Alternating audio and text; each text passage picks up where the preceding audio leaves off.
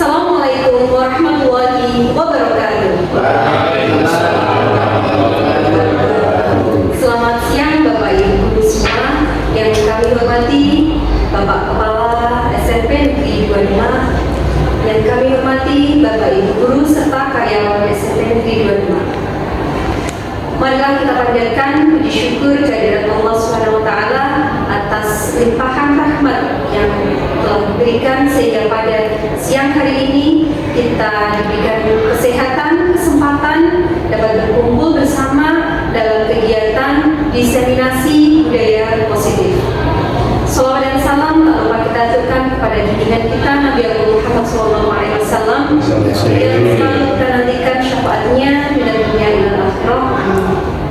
Bapak Ibu Guru, mohon izin perkenalkan saya Nur Hamidah, calon guru penggerak angkatan 11 dari SMP Negeri 2 Demak, Kabupaten Demak, Provinsi Jawa Tengah. Pada kesempatan ini saya akan memaparkan diseminasi budaya positif, menerapkan pemahaman dan penerapan pengalaman.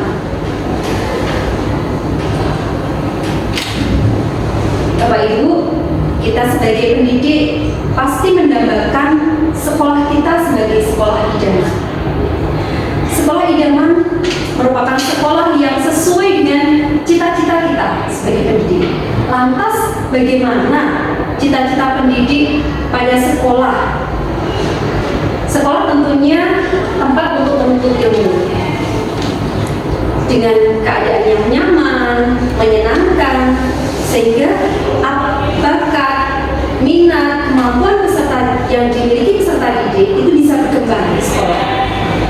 Keadaan yang nyaman di sekolah dapat diciptakan dengan sekolah yang tanpa adanya penindasan, tanpa adanya bullying, tanpa adanya kekerasan oleh semua warga sekolah.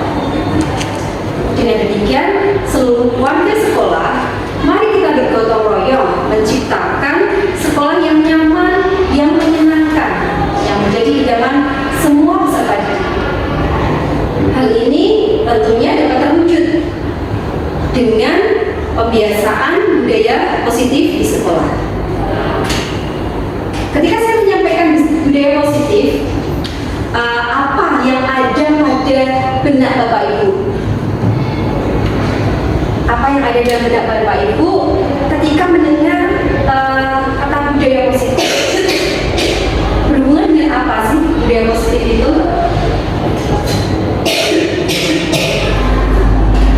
Motivasi betul, motivasi siswa, sikap betul, ya. Disiplin positif, ya. Budaya positif itu merupakan paradigma untuk menyelesaikan masalah melalui motivasi yang ada pada diri peserta didik masing-masing. Jadi motivasi intrinsik. Budaya positif di sekolahan itu bertujuan untuk menumbuh kembangkan motivasi yang ada pada diri peserta didik. Kemampuan diri sendiri untuk menangani masalah. Bagaimana cara kita untuk menangani masalah? Pastinya kita sebagai pendidik itu menemukan siswa yang perilakunya kurang sesuai. Nah, ini bagaimana tugas kita untuk menangani masalah tersebut? Tanggung jawab kita sebagai pendidik. Bapak Ibu, saya akan menyampaikan konsep inti budaya positif. Antara lain, perubahan paradigma belajar, disiplin positif, nilai-nilai kebajikan, kebutuhan dasar manusia, motivasi perilaku manusia, posisi kontrol guru, keyakinan kelas, dan segitiga restitusi.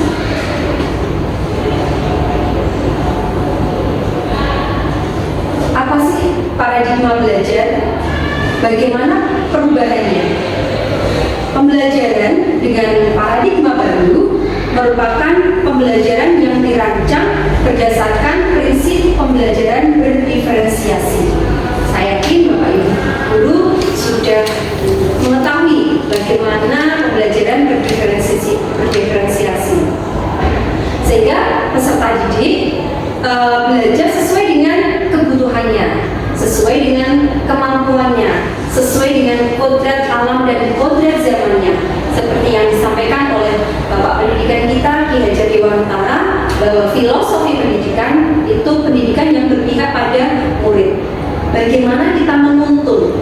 Kita menuntun, bukan menuntut. Jadi bagaimana kita menuntun peserta didik kita untuk mengembangkan bakat yang ada pada diri mereka, kemampuan yang ada pada diri mereka. Itu tujuan pendidikan. Sesuai dengan filosofi, sesuai dengan profil pelajar Pancasila, di mana dalam profil pelajar Pancasila itu ada 5 dimensi.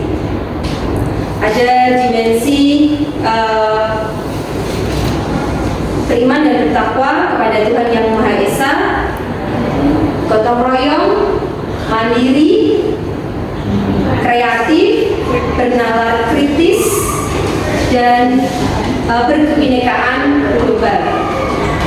Untuk dimensi beriman dan bertakwa kepada Tuhan Yang Maha Esa, pasti kita pasti mendapatkan peserta didik yang beriman, bertakwa kepada Tuhan Yang Maha Esa, yang memiliki karakter religius.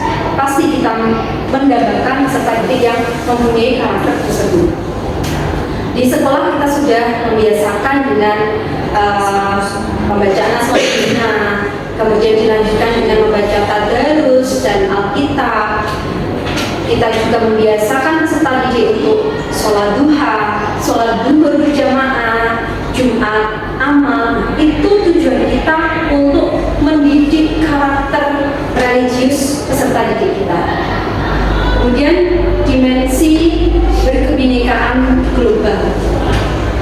Indonesia terdiri dari berbagai macam suku, budaya, di mana semua warga Indonesia harus bisa bersatu, harus bisa saling menghormati budaya dari daerah lain. Berikutnya dimensi bergotong royong. Anak zaman sekarang harus kita biasakan untuk memiliki empati, memiliki jiwa sosial. Karena anak sekarang lebih asik dengan gadgetnya, mereka tidak mau bersosialisasi, mereka asik sendiri. Bagaimana kita membawa mereka untuk tetap memiliki rasa gotong royong, memiliki rasa empati sosial terhadap orang lain. Berikutnya dimensi mandiri. Kita pasti ingin generasi penerus kita memiliki jiwa mandiri, mampu berusaha sendiri dengan kemampuannya sendiri, tidak menggantungkan orang lain. Orang yang mandiri pasti dia akan sukses karena dia mau berproses, dia berani untuk survive, bertahan hidup dengan kemampuannya sendiri. Berikutnya dimensi bernalar kritis, ya. Dengan bernalar kritis, mereka akan menciptakan ide-ide baru, menciptakan gagasan baru yang disesuaikan dengan perkembangan zaman. Dan dimensi yang terakhir adalah kreatif. Ya. Zaman semakin berkembang, teknologi semakin berkembang, mereka harus kita arahkan untuk kreatif. Itu profil pelajar Pancasila yang ingin kita wujudkan dalam pendidikan saat ini. Bapak Ibu guru yang kami hormati, disiplin positif memang harus kita biasakan. Mengajarkan anak bertanggung jawab, menumbuhkan kesadaran diri berdasarkan nilai-nilai kebajikan, kemudian mengarahkan mereka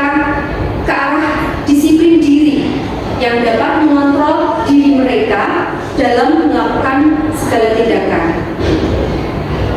Sehingga pada akhirnya peserta didik dapat memahami dan menyadari berdasarkan motivasi internal yang ada pada dirinya.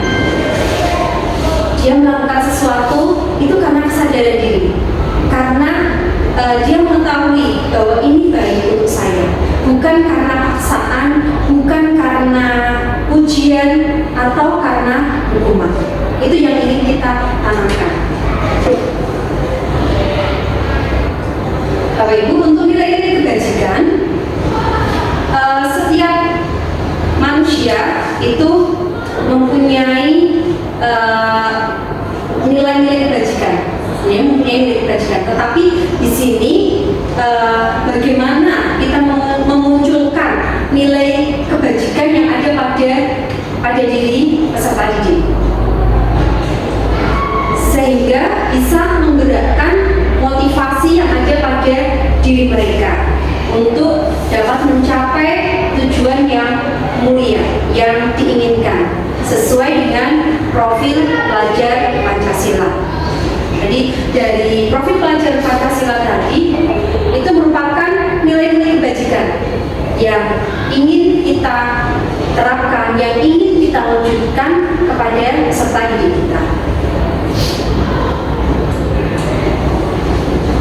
Ketika kita melihat peserta didik kita melakukan sesuatu atau bahkan kita sendiri, sebenarnya ketika kita melakukan sesuatu, ketika kita bertindak, itu kita memiliki tujuan. Tujuannya pasti yang terbaik untuk kita, mendapatkan apa yang kita inginkan. Ketika kita mendapatkan apa yang kita inginkan, sebetulnya saat itu kita sedang memenuhi salah satu atau mungkin lebih dari satu kebutuhan dasar yang ingin kita capai. Di sini ada 6 kebutuhan dasar. Yang pertama adalah kebutuhan dasar untuk bertahan hidup atau survival. Kemudian kebutuhan dasar untuk mendapatkan kasih sayang, bisa diterima, jadi merasakan love and belonging. Jadi merasa disayangi, merasa diterima, merasa kehadirannya itu diakui, ada. Kebutuhan dasar berikutnya yaitu penguasaan atau power. Jadi sebenarnya ketika kita mengajar, ada anak yang dia itu cari perhatian mungkin, atau dia menjawab, rajin menjawab pertanyaan kita atau berpendapat, itu sebenarnya dia ingin memenuhi kebutuhan dasarnya, yaitu penguasaan. Kebutuhan dasar berikutnya yaitu kesenangan atau fun. Seperti anak-anak kalau bermain, itu mereka memenuhi kebutuhan akan kesenangan. Kebutuhan dasar manusia berikutnya yaitu kebebasan. Nah, kadang ketika kita mengajar, itu ada siswa yang merasa kok bosan ya belajar aja. Terus dia mencoba mengalihkan dengan melakukan hal yang lain. Nah, sebenarnya dia itu ingin kebebasan. Dia punya pandangan sendiri. Harusnya seperti ini. Kalau seperti itu terus bosan. Jadi dia kebutuhan dasar untuk kebebasan ingin dia penuhi. Nah, sebagai contoh, ada seorang siswa, kita beri nama Tony misalkan. Tony itu pada saat makan bekal bersama, dia itu mengambil makanan pihak teman-temannya. Makanan pihak teman-temannya.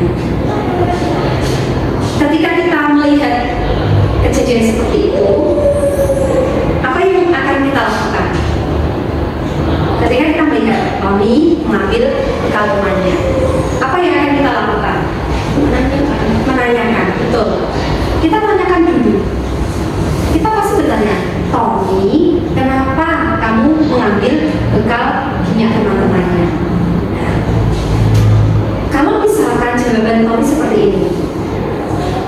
Saya ambil bekal teman-teman karena itu saya lapar. Saya belum sarapan. Berarti kebutuhan dasar apa yang ingin dipenuhi Tommy dengan perilakunya tadi? Tahan hidup. Iya betul, tahan hidup. Jadi karena dia lapar, terus dia ambil bekal teman-temannya. Nah, sebenarnya tindakan Tommy itu tadi, dia ingin memenuhi kebutuhan dasar hidup, ingin bertahan hidup gitu. Kejadian berikutnya, ketika kita bertanya lagi, seumpama jawaban Tommy seperti ini. Ketika kita tanya, Tommy, kamu kok ambil bekal teman-temanmu kenapa? Dia menjawab, ibu saya tidak bawain bekal. Dan saya lihat teman-teman pada bawa bekal, ya saya juga pengen makan bekal. Nah, ketika Tommy menjawab seperti itu, sebenarnya kebutuhan dasar apa yang ingin dipenuhi Tommy? Kasih sayang. Betul, dia ingin love, kasih sayang dari orang tuanya. Dia merasa, loh teman-teman pada bawa bekal, aku tidak dibawain. Akhirnya dia ambil bekal teman-temannya. Nah itu dia ingin bahwa dia ingin disayang orang tuanya juga kayak teman-temannya. Oke, berikutnya, seandainya kita tanya lagi Tommy, kenapa kamu ambil bekal teman-temanmu? Kemudian Tommy menjawab, itu apa? Saya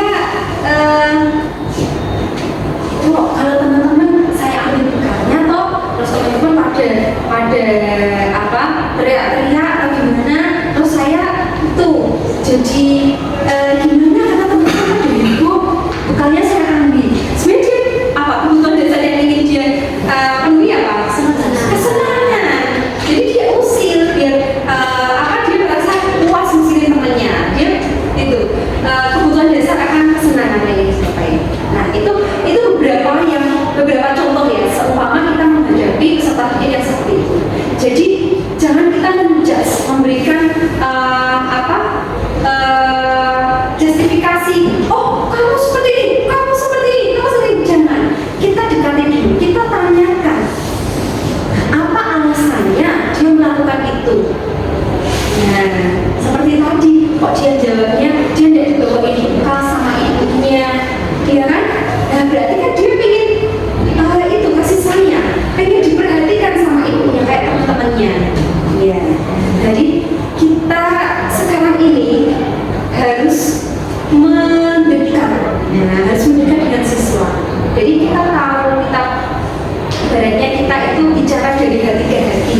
Ya, kan kita tidak tahu hati peserta didik kita, murid kita itu ada apa yang terjadi, apa yang terjadi tadi di rumah sehingga dia di sekolah seperti ini. Nah, itu kebutuhan dasar manusia yang harus dipenuhi itu kita tanyakan terlebih dahulu jika murid kita, peserta didik kita melakukan sesuatu.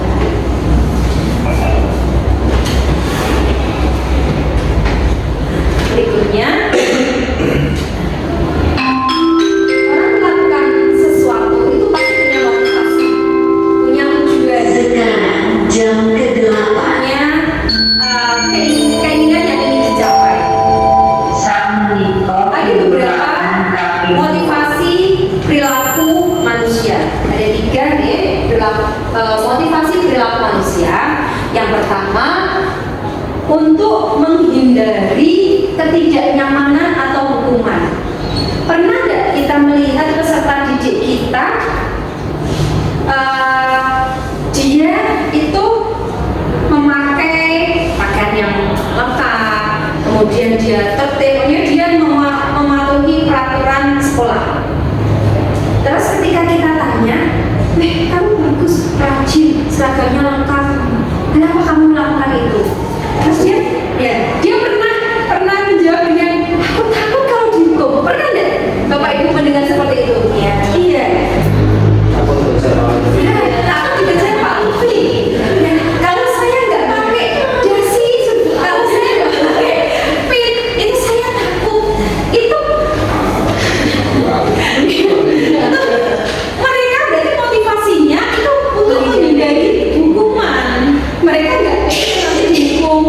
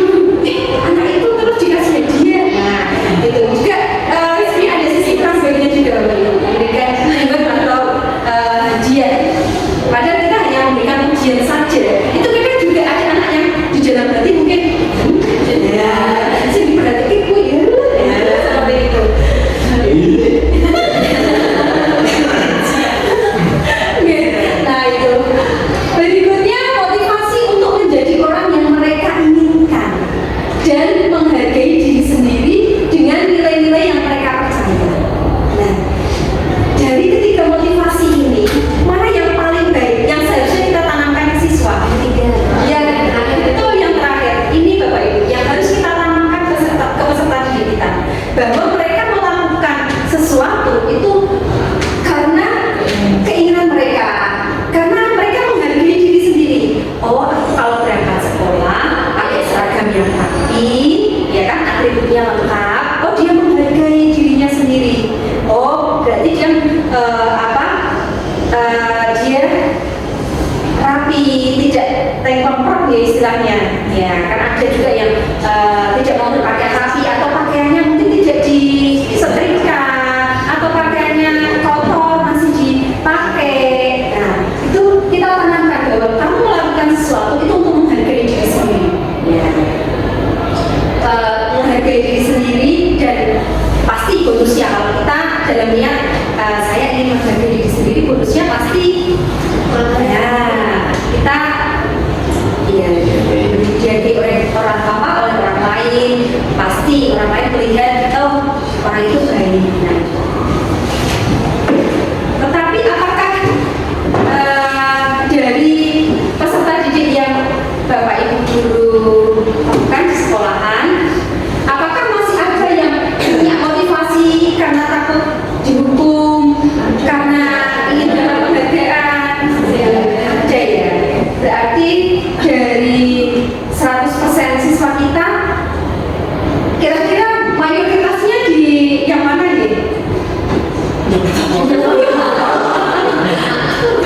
Yang pertama nih, jadi ini jadi kita jadi motivasi kita sebagai pendidik. Bagaimana kita mencapai yang ketiga ini, memotivasi peserta didik kita untuk ya mereka menghargai diri sendiri. Nah, ini Bapak Ibu guru, posisi kontrol kita sebagai guru.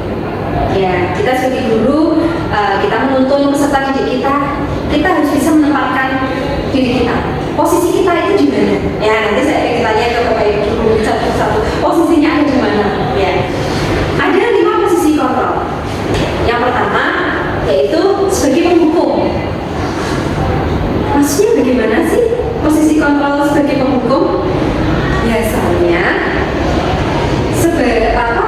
posisi sebagai penghukum itu menggunakan hukuman, baik itu hukuman yang fisik maupun hukuman yang verbal. Contoh, ini yang biasanya galak ya, patuhi aturan. Ya, kamu tahu nggak?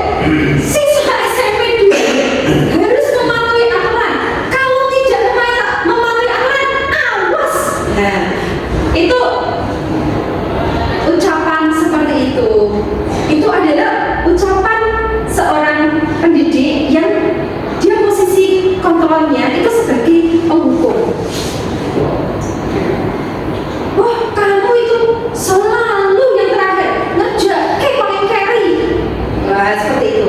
Itu ya sebenarnya apa yang kita lakukan itu kurang sesuai, ya. Kemudian posisi kontrol yang kedua yaitu membuat merasa bersalah.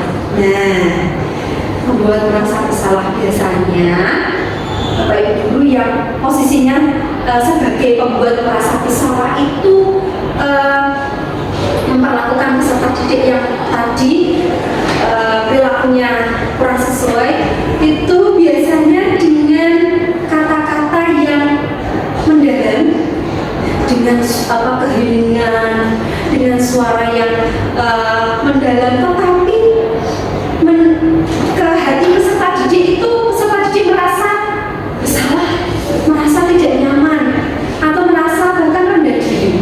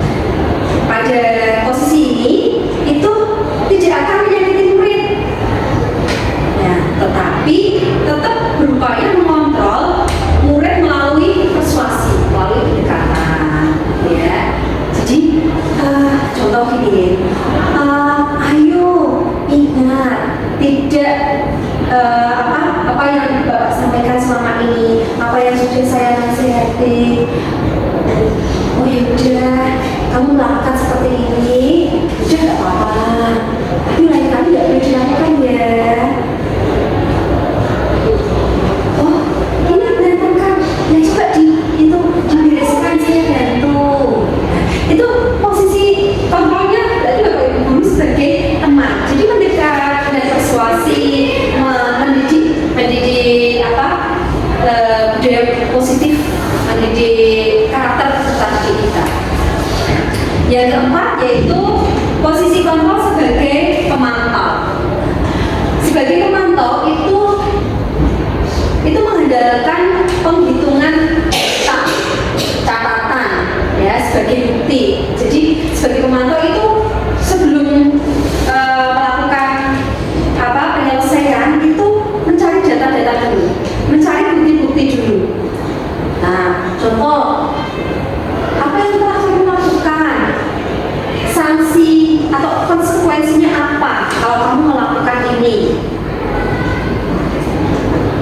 Yang kelima yaitu posisi kontrol sebagai manajer.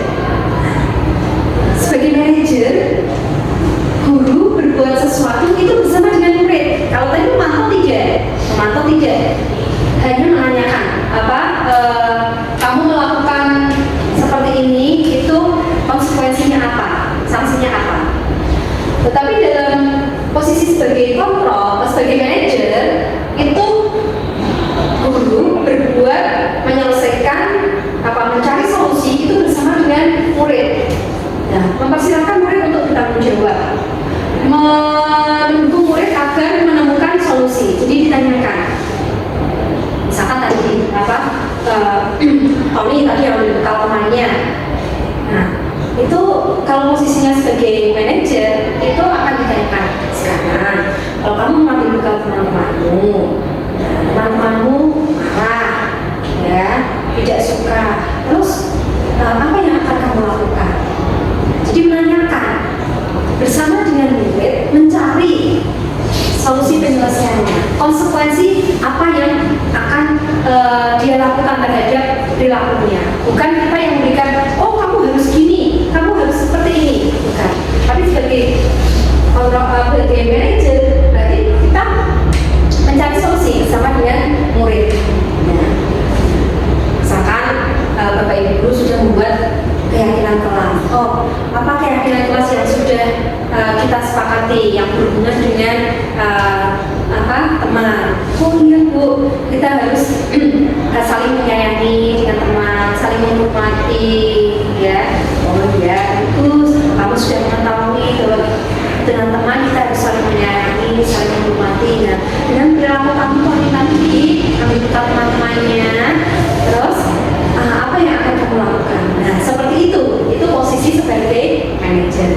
Nah, selama ini kita sebagai guru itu sudah memposisikan kita itu sebagai apa? Dari kelima posisi kontrol ini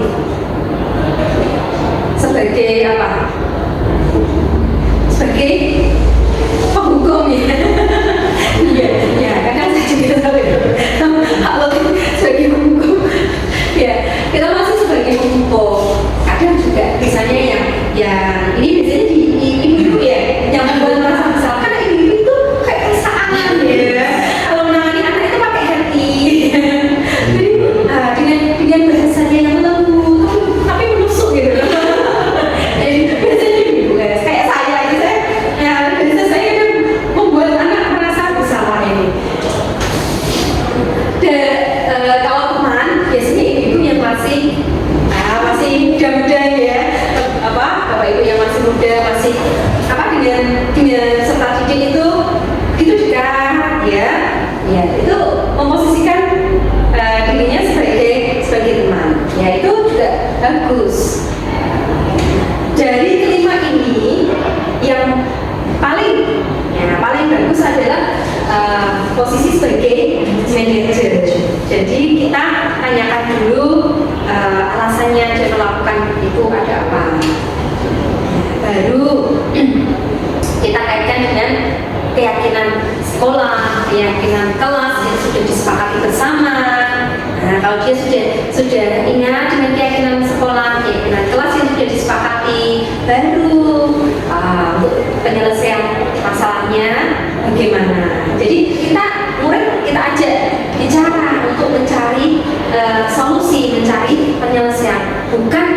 yang memberikan solusi, kadang memberikan hukuman, itu tidak ya. Jadi sekarang pendidikan berpihak pada murid. Kita menuntun, bukan menuntut ya, tetapi tetap kita sebagai pendidik punya tugas untuk mengarahkan peserta didik kita untuk lebih baik. Nah, tadi ketika peserta didik kita membuat perilaku yang tidak sesuai, kita tanyakan kembali. Bapak Ibu pasti sudah membuat keyakinan kelas, sudah. Pada saat membuat keyakinan kelas, panjenengan menanyakan ke peserta didik satu persatu. Oh, belum ya. Mungkin ada yang menanyakan persatu apa yang keyakinan kelas yang ingin kamu tuliskan di pelajaran kita, karena kita kan belum hafal ya. Oke, jadi keyakinan kelas yang sudah kita sepakati, kita bentuk bersama dengan peserta didik kita benar-benar terapkan, kita dokumentasikan. Kemarin dengan dokumentasikan enggak? Dicatat atau dengan simpan di file. Jadi ketika peserta didik Bapak Ibu itu ada yang melakukan hal yang tidak sesuai, misalkan tidak melaksanakan tugas atau datang di kelas terlambat, ya kan? Nah, jadi bisa memperlihatkan kembali, ini loh keyakinan kelas yang sudah kita sepakati. Nah, berarti kamu konsekuensinya apa? Coba.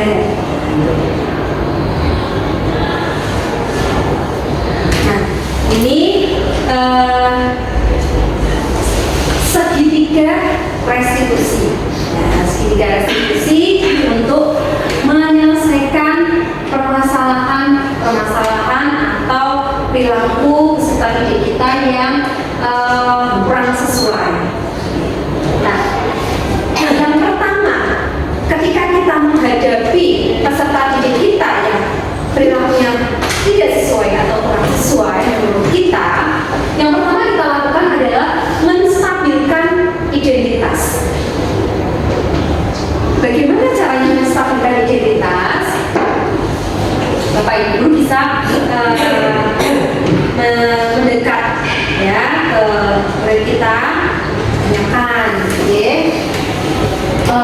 kenapa kamu lakukan seperti itu, ya? Oh, setiap orang itu pasti melakukan kesalahan. Setiap orang melakukan sesuatu yang menurut kita itu tidak sesuai, itu pasti pernah. Tetapi, ya kan, apa seharusnya yang kamu lakukan agar kamu tidak melakukan hal tersebut? Jadi kita stabilkan identitas mereka, jangan kita menyalahkan. Kita dekati. Oh, semua orang pasti pernah melakukan kesalahan. Tapi bagaimana caranya kita untuk meminimalisir, mengurangi, bahkan tidak melakukan kesalahan tersebut? Jadi distabilkan dulu. Kadang anak kalau melakukan hal yang bersalah, dia secara emosi kan labil ya, takut kan. Nah, kalau tidak kita stabilkan emosi mereka, kita stabilkan secara psikologinya, kita takutnya mereka nanti melakukan hal-hal yang di luar dugaan kita, ya.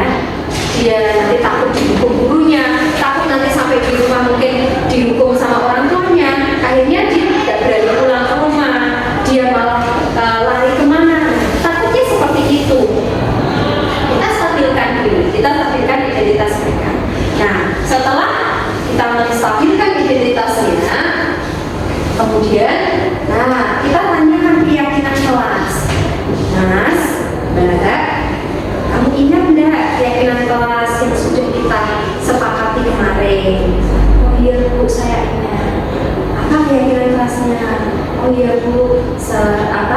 saya harus mengumpulkan tugas tepat waktu, misalkan seperti itu.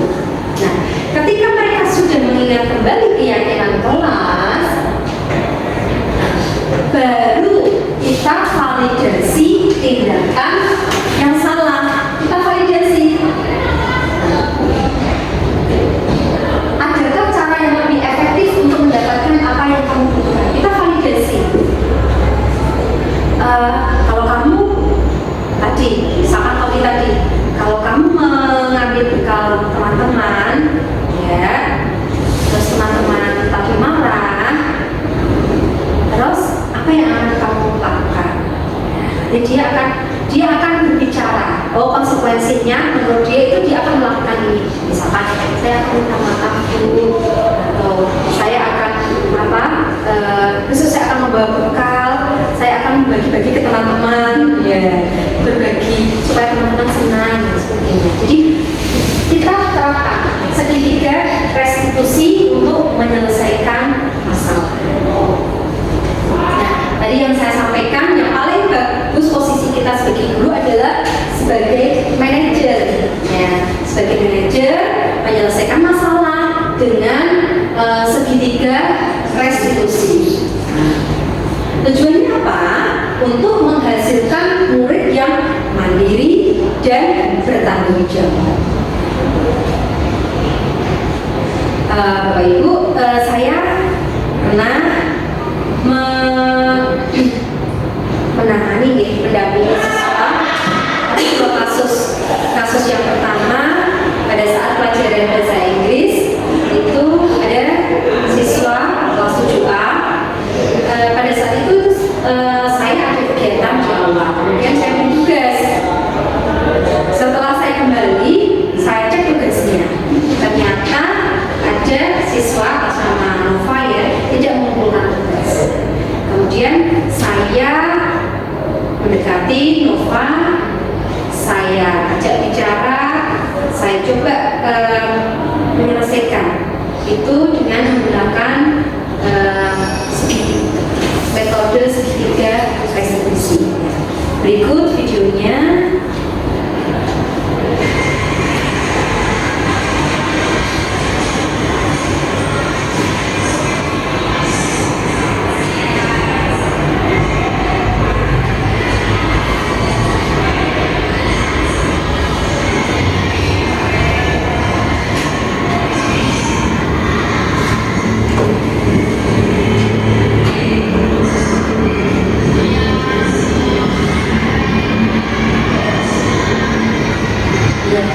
Di sini saya menstabilkan identitas dia. Saya menanyakan mengapa dia tidak mengumpulkan tugas. Nova menjawab dia tidak mengumpulkan tugas karena semalam dia main HP sampai kemalaman, sampai lupa bahwa ada tugas. Dan tugas itu kan dilanjutkan tadi di sekolah pada saat guru bahasa Inggris ada kegiatan di aula. Jadi dia tidak mengerjakan tugasnya. Kemudian saya melakukan menanyakan keyakinan kelas. Dia ingat bahwa semua siswa harus menyelesaikan tugas tepat waktu, harus mengumpulkan tugas. Jadi dia menyadari, dia ingat, keyakinan kelas yang sudah disepakati itu.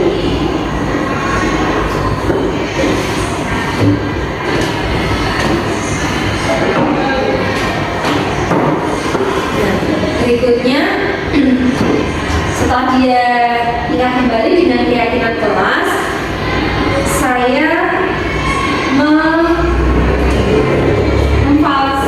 memvalidasi ya apa yang sudah dia lakukan.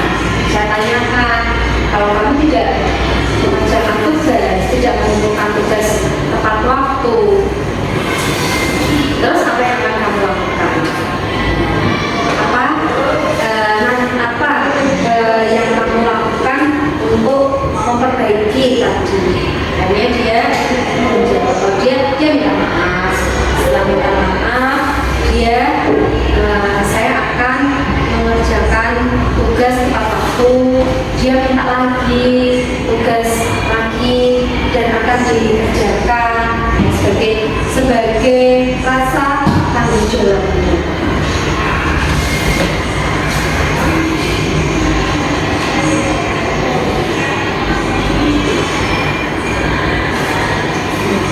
Dan saya juga menanyakan pada Tante Anova setelah saya ajak diskusi.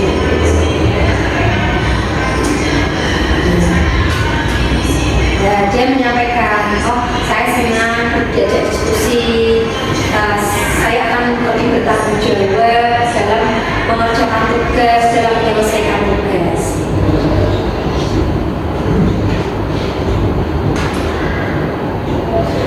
Berikutnya pada kasus kedua, pada jam pelajaran pertama, saya melihat ada satu siswa yang tidak memakai seragam sesuai jadwal. Setelah selesai pembelajaran, istirahat itu, saya panggil anak itu, dan saya tidak langsung seragammu salah, tuh nggak kayak teman-temannya. Nah, tidak, saya panggil anak itu untuk klarifikasi. Yang pertama saya lakukan berdasarkan tiga restitusi, saya statuskan dulu identitasnya. Ya, namanya Sofi di kelas 7. Semua orang pasti pernah melakukan kesalahan. Semua orang itu pasti pernah lupa. Ya, sama misalnya juga manusia biasa pernah lupa. Kamu mungkin hari ini lupa. Kenapa? Setelah saya tanyakan seperti itu, kenapa kamu hari ini memakai seragam yang tidak sesuai dengan jadwal? Dia menjawab, di luar dugaan saya menduga itu dia lupa jadwal. Tapi ternyata dia memakai seragam yang tidak sesuai dengan itu karena seragamnya di penjahit itu belum dijahit.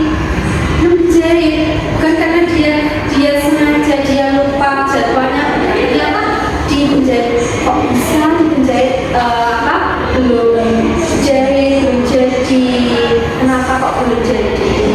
Dia minta maaf Bu, saya lupa memberitahu penjahitnya bahwa seragam batik itu dipakai di hari Kamis.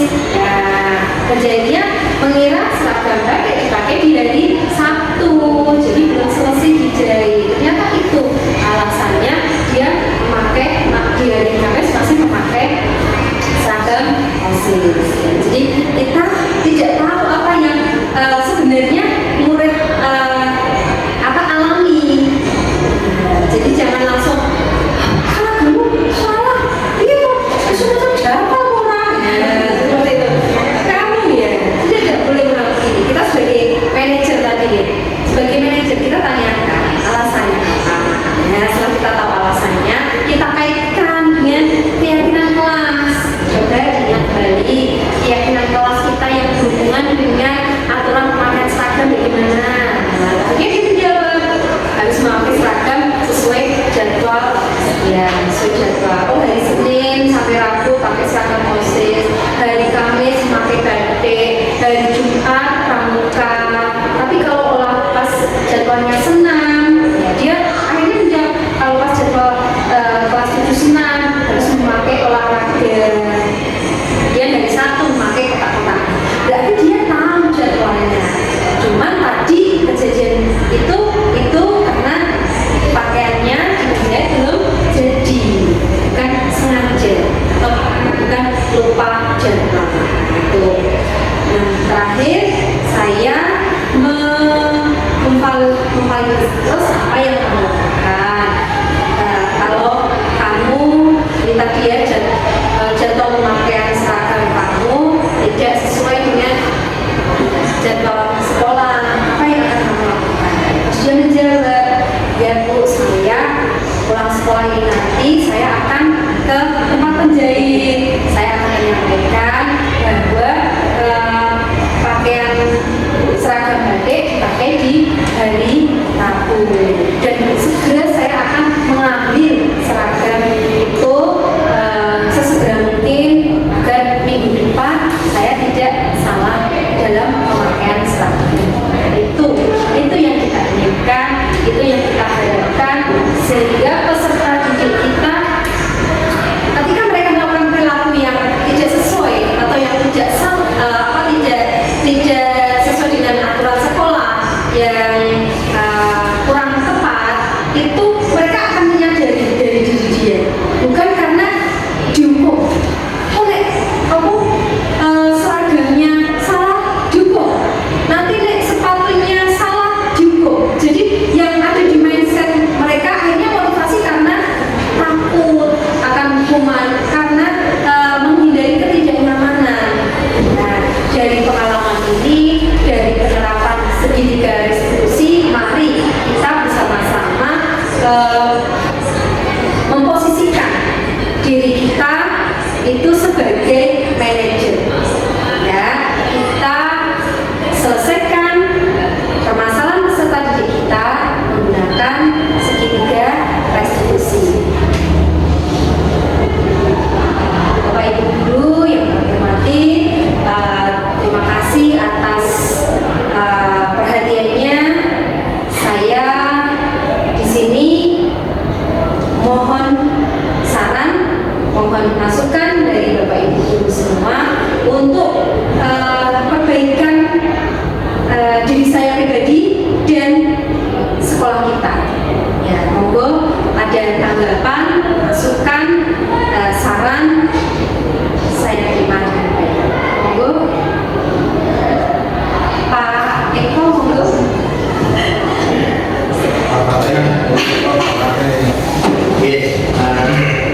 Terima kasih. Assalamualaikum warahmatullahi wabarakatuh. Waalaikumsalam warahmatullahi wabarakatuh. Musibah yang saya hormati dan semua yang hormati pula. Semoga saya ucapkan selamat pada musibah yang sudah sampai pada hari ini. Jadi apa yang disampaikan musibah ini, kami merasa istilahnya banyak sekali masukan yang harus kami lakukan terkait apa yang kita lakukan selama ini.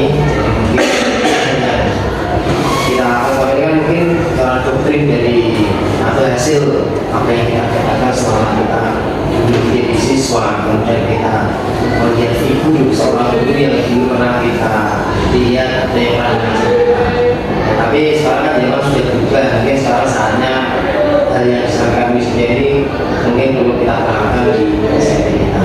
Cuma kadang permasalahan yang kita hadapi ini kan kompleks ya. Jadi saya untuk berubah dan kemudian melakukan apa yang saya terima dari seperti yang disampaikan Wisda ini juga apa ya, agak lama juga, karena biasanya saya itu kalau misalnya ada anak yang mengerjakan tugas atau yang melanggar itu, terus saya langsung ini dengan frontal ya, kamu tuh alasannya kenapa? Jadi secara instan saya pengen membuat dia itu mengikuti apa yang saya mau. Nah, tapi kembali lagi seperti yang disampaikan ini kan, mungkin dia itu mengikuti apa yang kita mau itu hanya sementara saja. Tapi ketika kita tidak ada di tempat, atau mungkin dia ada di kelas kuliah, mungkin sifat aslinya itu akan kembali lagi. Nah, ini mungkin perlu apa ya, perlu proses juga untuk kita mengikuti apa yang seperti misinya sampai.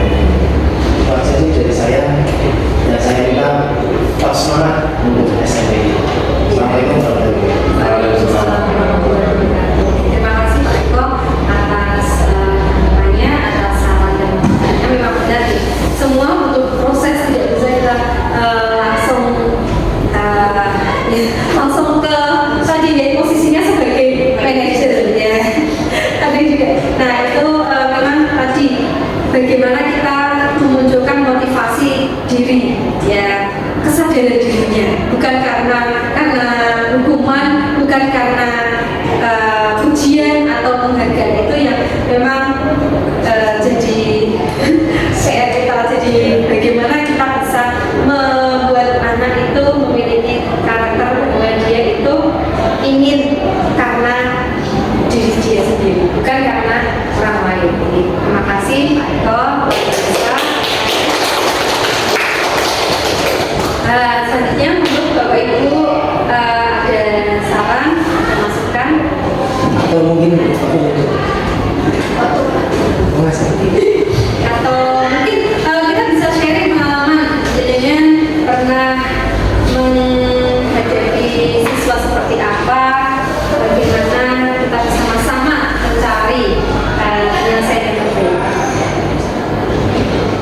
mungkin saya bisa menambahkan ya. Iya.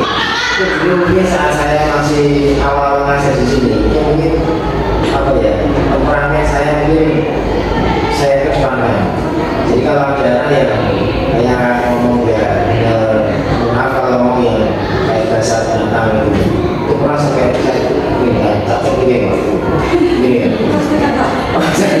Nah, ini berat banget ini. Ya itu sampai saya apa ya, dia tidak mau ngaku tak jual bulan gitu. Itu waktu saya awal sini, dan mungkin saya kesininya karena faktor usia juga ya. Kan aku waktu sampai hari Iwan, ya apalagi kemudian dengan materi seperti ini, jadi saya ya ikut harus saja. Tapi benar ketika kita tidak bisa kita membuat instan anak itu berubah, dan nanti mungkin efeknya ketika kita mencoba untuk mempraktekkan seperti ini, ya efeknya itu nanti ketika 5 tahun, 10 tahun yang akan datang kita kembali ke siswa itu punya apa ya, memori yang baik terhadap kita. Oh berarti dulu saya pernah biasa seperti itu begini, ya tidak ada mungkin, tapi kita tidak tahu ya karena semua beda-beda. Jadi kalau yang saya alami ini ketika saya ketemu dengan siswa-siswa saya, ya saya itu sudah cukup lama sini, sudah tahun beda di sini. Sama. Lebih ya. Nah, itu ternyata ketika saya ketemu dengan siswa yang sudah sepuh-sepuh itu sudah sama sudah ngomong-ngomong, itu juga salaman, terus cium tangan, itu mereka masih respect pada kita. Nah, itu sih namanya saya. Dua siswa yang ini Pak. Dua siswa yang ini. Iya. Terlalu banyak. Berarti asli termasuk murid saya, karena saya masuk sini pasti lo nggak tahu ya. Pas satu pas juga, 7 ya. Pernah dihukum Pak Eko? Ya benar sih. Kan 7 masih seru. Masih biasa. Ya mungkin kalau yang masih muda masih kadang idealis ya, masih menunjukkan bahwa ini loh saya seperti ini, itu kadang juga memperlakukan siswa kadang langsung menjustifikasi tanpa menanyakan alasannya. Ternyata sekarang itu kita harus menanyakan dulu alasannya, bukan langsung pocong orang momen gitu. Nah, kadang kita tidak tahu ternyata dia kuotanya habis, orang tuanya juga kuotanya habis, kan nggak baca pengumuman, tapi kita langsung tadi malam ada saya share di grup orang tua, grup siswa, kok nggak baca? Tanpa kita tanya dulu kenapa gitu. Nah, ternyata kuotanya bisa itu juga Di hal-hal tertentu kita kadang butuh push juga kan. iya. Seperti saya pernah itu saya arju, saya tuh awal-awal di bimbing kuliah itu adalah murid saya namanya Arju. Saya mencoba dipraktekkan. Karena itu jadi menang sekali 2 kali. Dan apa kan? Dino ini gue parah nih. Satu ini sokong. Dino juga. Saya juga satu lagi. Ya terus mungkin pelajaran siang, besok mulai ya. Jadi terus kami ngomong terus pakai dicari jas ini dipakai kan sama itu udah langsung apa pun jadi nak keluar ya gue pengen pindah saya sudah mempraktekkan ini itu ya sama Arjun itu 4 kali kalau saya menyampaikan itu ya ternyata yang 4 iya karena jadi ini hal seperti ini tuh kita lihat posisi anaknya. Ya kalau anaknya mungkin ada kayak ini mungkin sedikit kita harus push ya dengan cara-cara seperti Pak Ufi, lakukan macam-macam. Ya, terima kasih Pak Eko sharingnya tadi. Mungkin tidak hanya Pak Eko yang mengalami, mungkin dari kita juga ya. Singkat ketawa tapi sering ngalamin. Iya. Mengalami apa lagi yang siswa baru dari SD masuk ke SMP itu luar biasa, harus ekstra sabar gitu menangani itu. Mungkin ada sharing lagi satu lagi mungkin dari Pak Lutfi sebagai guru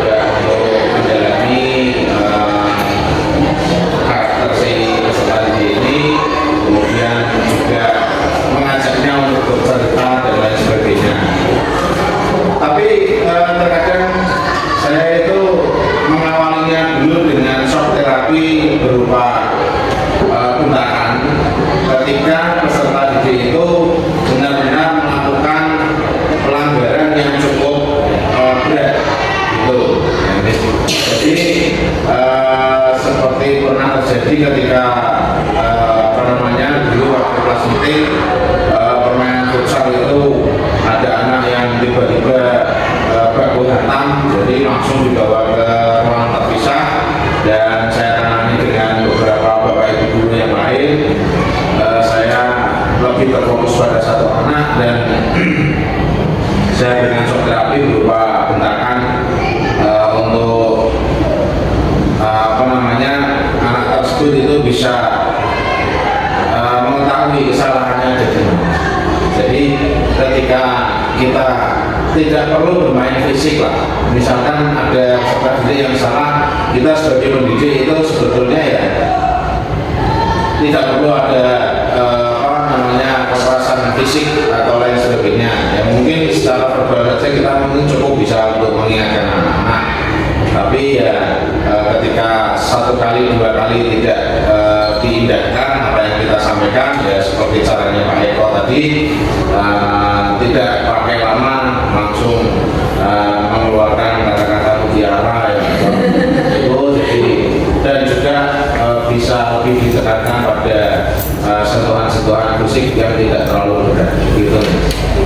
Maka terima kasih, mungkin dari Bapak Ibu guru yang lain bisa menambahkan. Terima kasih atas sharing masukannya, Bapak Ibu guru. Terima kasih atas kehadiran Bapak Ibu semuanya. Mohon maaf jika ada tutur kata saya yang kurang sesuai, dan semoga apa yang sudah kita dapatkan di hari ini semoga membawa manfaat, membawa keberkahan untuk kita, membawa kebaikan untuk sekolah kita. Terima kasih. Assalamualaikum warahmatullahi wabarakatuh. Waalaikumsalam warahmatullahi wabarakatuh. Salam guru penggerak, tergerak, bergerak, menggerakkan.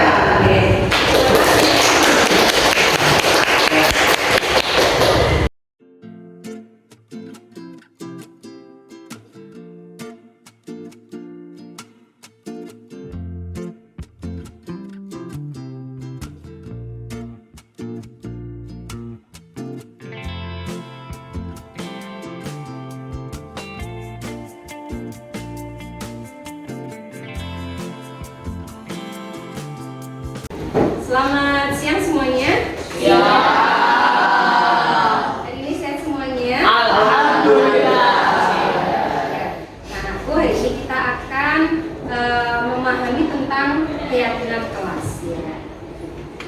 Apa sih keyakinan kelas? Nah, bisa kalian perhatikan. Keyakinan kelas itu metode agar kalian kembali disiplin. Ya. Disiplinnya didasari dari apa? Dari motivasi diri. Jadi saya melakukan ini karena motivasi diri, bukan karena saya takut dihukum, bukan karena nanti kalau masuk BK, bukan karena biar dapat penghargaan, biar dapat reward, tidak. Ya. Jadi motivasi itu dari dalam diri sendiri. Saya ingin lebih baik karena keinginan saya, bukan karena orang lain, bukan karena takut dihukum, bukan karena pengen diberikan penghargaan atau reward seperti itu. Ya. Nah, apa tujuannya kita hari ini membahas tentang keyakinan kelas? Ini kan satu kelas. Apa sih tujuannya? Pertama, supaya murid itu terlibat dalam membentuk keyakinan kelas. Jadi bukan saya sendiri yang menentukan, keyakinan kelas ini satu apa, dua apa, tidak. Tetapi bersama-sama, saya dan anak-anak semuanya bersama-sama membuat keyakinan kelas. Ya. Yang kedua, mewujudkan merdeka belajar yang berpihak pada murid. Jadi saya sebagai guru harus juga mendengarkan apa yang ingin jadi, apa yang kebutuhan kalian, apa yang kalian inginkan. Itu saya harus mendengarkan, bukan saya yang menentukan sendiri, bukan otoritas saya, tetapi atas kesepakatan kita bersama. Itu tujuannya. Yang ketiga, menciptakan komunikasi antara guru dengan murid. Ya, kalian nggak usah takut kalau ingin berpendapat, tidak usah takut kalau kalian punya gagasan, punya ide, silahkan diungkapkan. Ya, Ya, kita buat keyakinan kelas. Nah, yang keempat, membiasakan untuk budaya positif. Ya, disiplin positif. Disiplin positif dimulai dari diri sendiri, ya. Itu. Nah, bagaimana nanti kita membuatnya? Keyakinan kelas nanti berupa pernyataan-pernyataan yang universal, yang umum. Terus, buatlah nanti dalam bentuk kalimat yang positif. Contoh, kalian biasanya kan ada teman-teman, nggak boleh makan di kelas, ya, atau tidak boleh terlambat. Nah, itu kalian ganti dengan kalimat yang positif. Kalimatnya jangan diawali dengan kata jangan atau tidak, tapi awali dengan kalimat yang positif. Kalau jangan terlambat masuk kelas, kita ubah menjadi kalimat positif yang bagaimana? Masuk kelas tepat waktu. Nah, kan tidak diawali dengan kata jangan toh atau tidak toh. Nah, itu kalimat yang positif. Nanti kita diskusi bersama. Kemudian kata-katanya atau kalimatnya nanti yang mudah diingat dan mudah dipahami. Dan yang paling utama, keyakinan kelas sebaiknya sesuatu yang dapat diterapkan di sekolah, ya. Karena kalian ada di SMP 2 berarti yang bisa diterapkan di SMP 2 yang logis, ya, yang sesuai dengan lingkungan kita. Nah, langkah-langkahnya, yuk. Saya akan membagikan sticky note ke kalian. Saya bagikan.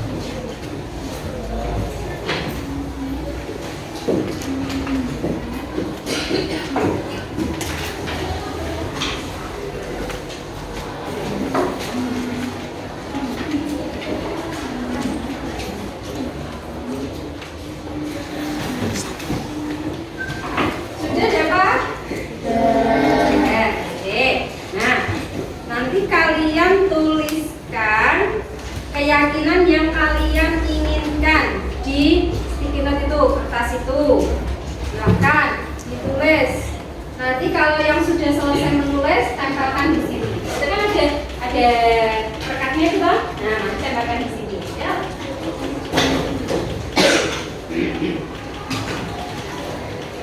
Nah, diawali dengan kalimat positif, ya. Contohnya masuk kelas tepat waktu. Terus apa? Menghormati guru. Ya, coba ditulis, ditempelkan di sini. Silakan.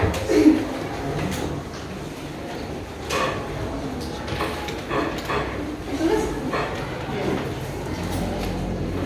Tulis.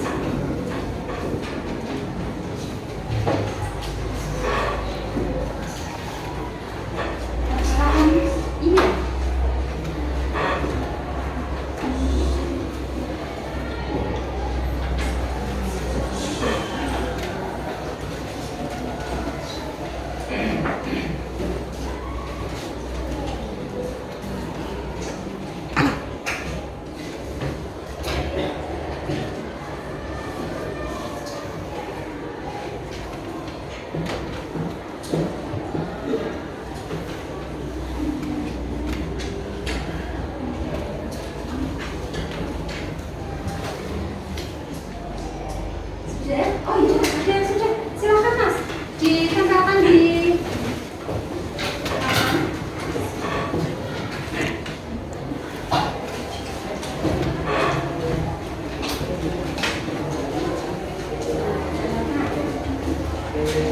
Ya, yuk yang sudah ditempel. Ya, sini.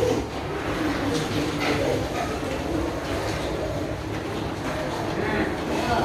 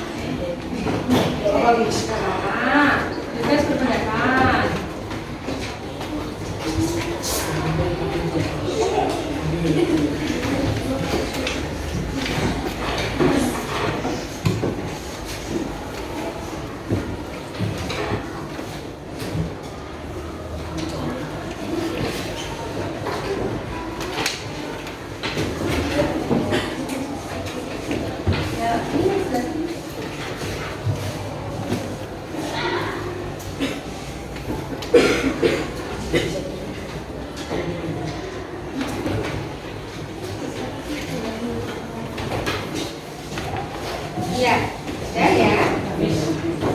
Oh iya, apa sih?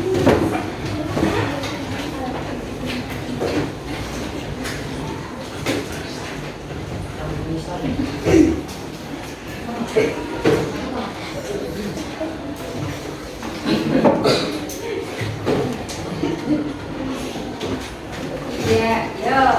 Oke, terima kasih kalian sudah menuliskan pendapat kalian untuk membuat keyakinan kelas ya. Yuk, kita langkah berikutnya mengulas keyakinan yang ditulis dan memilah keyakinan yang penting ya.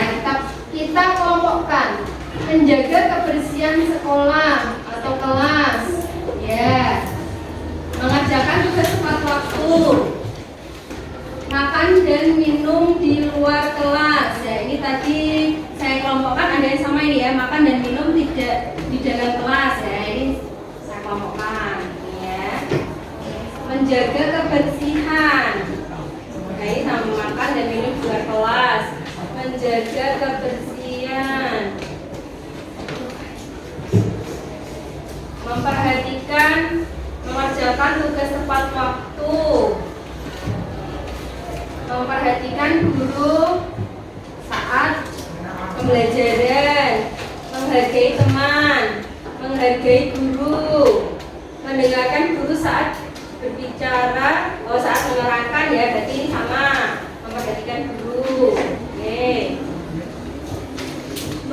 Datang tepat waktu, memakai seragam sesuai tata tertib, datang tepat waktu ya, menghargai atau menghormati guru, berarti ini sama ya sama dengan ini ya, menghormati guru, nah sama,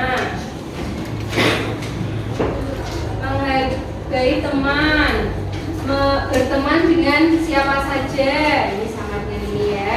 Nah oke, hewan nih, ini ada kesepakatannya, menjaga kebersihan kelas, menjaga kebersihan kelas.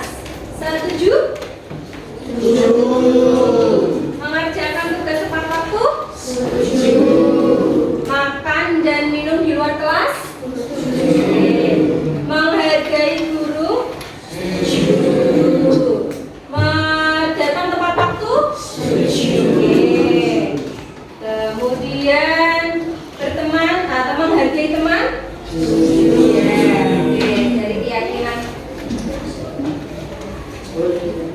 Nah, jika kalian ya ini sudah menyepakati keyakinan kelas ini, maka apa yang harus kalian lakukan? Menaati. Iya, menaati. Ketika kalian melakukan sesuatu, ingat bagaimana keyakinan kelasnya. Oh iya ya, kemarin kita sudah sepakat untuk menghargai guru. Berarti pada saat pembelajaran kalian harus menghargai guru, ya, menghormati guru, kemudian menghargai teman ketika namanya ada yang sedang berpendapat.